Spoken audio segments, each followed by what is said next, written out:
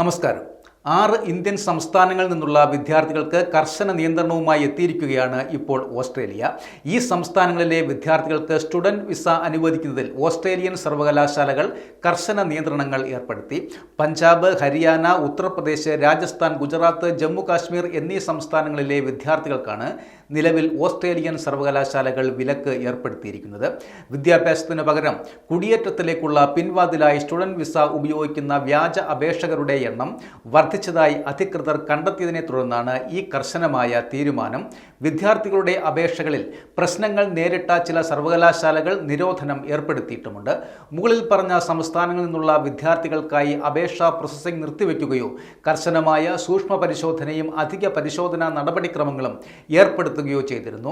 Indian സംസ്ഥാനങ്ങളിൽ നിന്നുള്ള വിദ്യാർത്ഥികളുടെ അപേക്ഷകളിലെ പൊരുത്തക്കേടുകൾ കാരണം വിദ്യാഭ്യാസ സംവിധാനത്തിൻ്റെ പ്രശസ്തിക്ക് കോട്ടം വരുമെന്ന് അധികൃതർ ചൂണ്ടിക്കാട്ടി. ചില സർവകലാശാലകൾ വിദ്യാർത്ഥി വിസ നടപടിക്രമങ്ങൾ കർശനമാക്കുന്നതിനായി ഓസ്ട്രേലിയയിലെ ആഭ്യന്തര വകുപ്പുമായി സഹകരിച്ച് പ്രവർത്തിക്കുവാനും തീരുമാനിച്ചിട്ടുണ്ട്. അതേസമയം യഥാർത്ഥ വിദ്യാർത്ഥികൾക്ക് ആശയക്കുഴപ്പം സൃഷ്ടിക്കുന്നതാണ് ഈ തീരുമാനമെന്ന് ഇന്ത്യയിലെ വിദ്യാഭ്യാസ കൺസൾട്ടന്റുകൾ വ്യക്തമാക്കുകയും ചെയ്തു. ഓസ്ട്രേലിയയിലെ അന്താരാഷ്ട്ര വിദ്യാർത്ഥികളിൽ ഭൂരിഭാഗം പേരും ഇന്ത്യയിൽ നിന്നുള്ളവരാണ്. എങ്കിലും പുതിയ സംഭവവികാസം നയതന്ത്രപരമായി പരിഹരിക്കപ്പെട്ടില്ല എങ്കിൽ വരാനിരിക്കുന്ന ഉഭയകക്ഷി വിദ്യാഭ്യാസ ബന്ധങ്ങളെ ഇത് സാരമായി ബാധിച്ചേക്കാം.